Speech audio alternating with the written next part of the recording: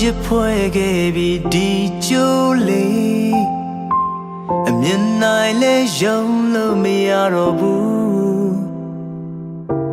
သူဆွေငယ်အားလွယ်မရနိုင်လို့ဒီနောင်ကျိုး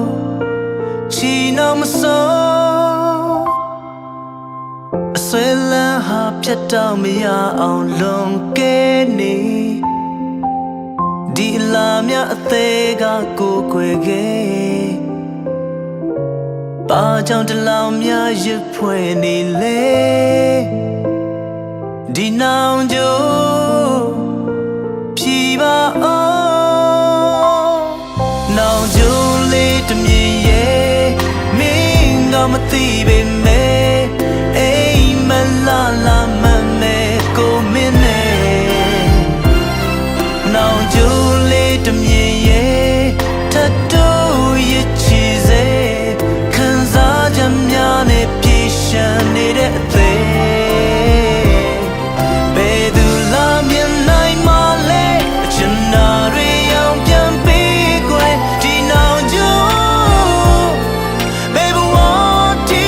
ရှိနေမလဲ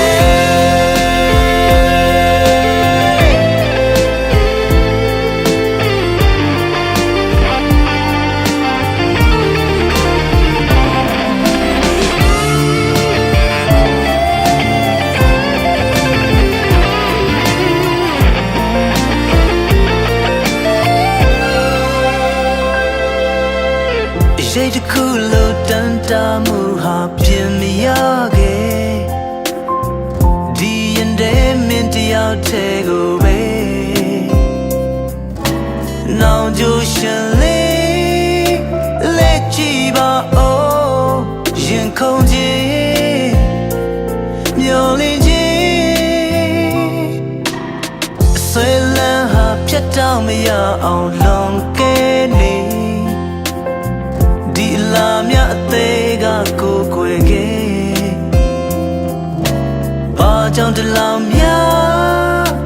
ရဖွဲ့နေ